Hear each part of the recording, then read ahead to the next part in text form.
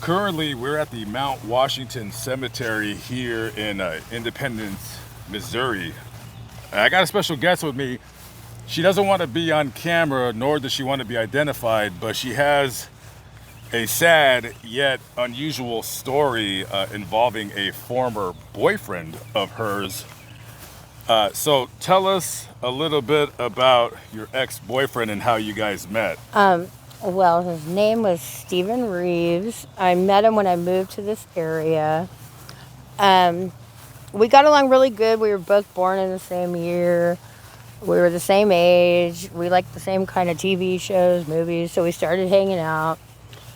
And then, we became boyfriend and girlfriend. And we're seeing each other for about a year. But things started to change. And I didn't know why at first. And What kind of changes? Like, what do you mean? like he would get these mood swings, and then he all of a sudden tells me, "Look, I have epilepsy. I could have a seizure at any time. What are you going to do if I have a seizure?" I'm like, "Well, I don't know." I didn't. I'm not a nurse. I had no idea. But I watched YouTube. You're supposed to lay them on their side and make sure they don't swallow their tongue, kind of thing.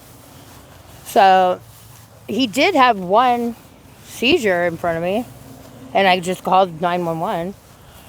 But I guess there was a lot more to it than that he didn't want to tell me.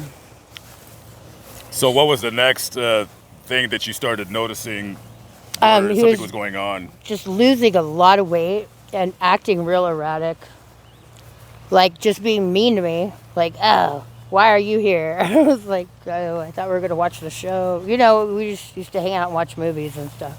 So, over the progression of about a year, everything was good at first in the beginning of the relationship, and then later on, he started Yeah, having these like after mood 6 swings, months. and then he told me that he lost a bunch of weight. Oh, yeah. He was like 6'2" and probably like 250 pounds or something. He looked like he lost 50 pounds in probably a month and a half, all of a sudden. And then he kept saying, "Oh, I have a doctor's appointment for this." I said, "Well, you want me to take you?" He's like, "No, I have a ride." He was just hiding everything from me. So, what was the last time you seen him take us back to that moment when you realized something was seriously wrong? Probably in July of 2019, I was supposed to go over there and we're going to hang out. And I was knocking and knocking on his door. And I heard his dog barking, but I didn't hear anything. So I had called his sister because I didn't have a key to get in his house. And I said, "There's something wrong. Steven's not answering the door." And she said, "Okay, well, she was at work and she would come over there. She had a key." And she ended up getting over there a couple hours later, and he was passed out on his living room floor. So she called an ambulance, and they took him to the hospital. And then I ended up going down to the hospital saying, "What's going on?" And he was in a ICU unit. And that's when I found out that he had had brain cancer the whole time and not told me an inoperable tumor that was growing larger and larger. Did his family know that he had brain cancer? Yes, they did. Were you close with his family? No, because I had just met him. I just moved here. I was new to the area. I mean, we weren't really close. So when you found out that he had an inoperable brain tumor, what were your feelings? I mean, I was just sad. I just said, "Why couldn't you have told me?" And by that time that they had taken him to the hospital, it seemed like he didn't even know who I was. He was looking around. It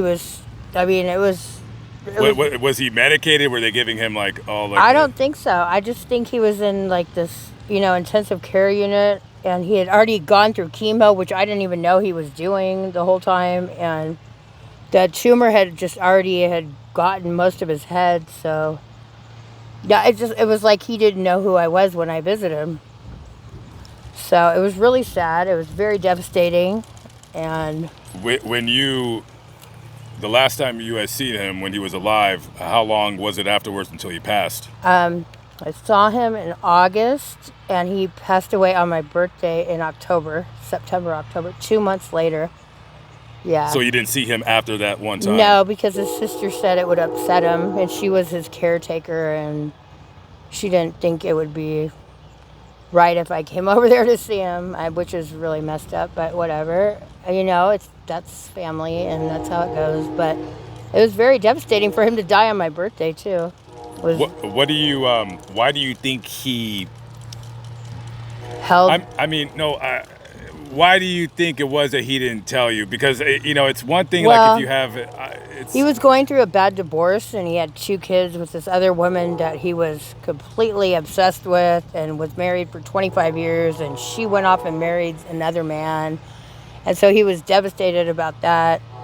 So I don't know if I was just, you know, something like maybe a rebound or yeah, something yeah, like that. something to hang out with at the time to keep his mind busy. But Yeah, no, I could see him not wanting to be alone, and I mean, a lot of people, we don't normally die knowing around the time we're gonna die. You know what I mean? It's normally right, death kind of comes all of a sudden, right, or you know, when you get older. Hopefully, we get older.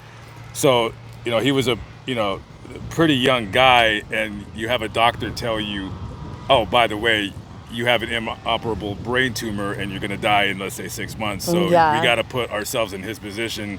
I You don't know. want to be alone. Your wife of 25 years. Left you. Yeah. So Yeah, I know, it's horrible. And I was just, you know, basically I was a good friend to him, but I wish he would have been honest with me and just told me. I mean, because I feel like he was being mean to me just to not tell me what was going on. You know what I mean? Like he's like, oh, I don't want to watch a movie tonight. Just don't come over. And then, you know, then he would text me, where are you? What are you doing? You know what I mean? That kind of like obsessive behavior. Which, what is there a good memory that you have of him? yeah, he took me to the World War II museum in downtown here. And I had never been there. And then the Christmas tree lighting. Like, those were things that are memorable to me and that were really cool. And I appreciate that, you know. But it's just so sad that he had to die on my birthday. It's not funny. It's a nervous laugh. But, yeah, that's bad. Did you have any kind of resentment when it happened? Like kind of like maybe later on, after the sadness kind of, you know? No, I mean, I didn't have a resentment because I had to be strong. Because the resentment was that I didn't know the whole time. I would have been a little more kinder or sympathetic. But I just thought, oh, yeah, it's just another dude. He's just being a jerk and this and that. You know what I mean? I just played it off as that. And that was my mistake. But it's okay because God will forgive me. I do believe. I was there for him, I guess, in his worst moments. But I just wish I would have known, you know. All right. Well, thank you for sharing your story with us. And very unusual Yeah. story, but well, rest in Totally. peace to Stephen and his And that's his mom mother. died right before him. I was there the night before his mom died. She was real, real sick too. And And yeah, then James would be his grandfather. that was his grandfather. His grandmother is still alive. She's probably about 100 by now, almost. Wow. She's in her 90s. Yeah, she's a really nice lady. And his sisters are really great people too. I mean, it's just real sad. Yeah. All right, rest in peace to Wall. Yeah. All right, guys. I will catch up with you on the next video. Be good, y'all. Peace out. Bye.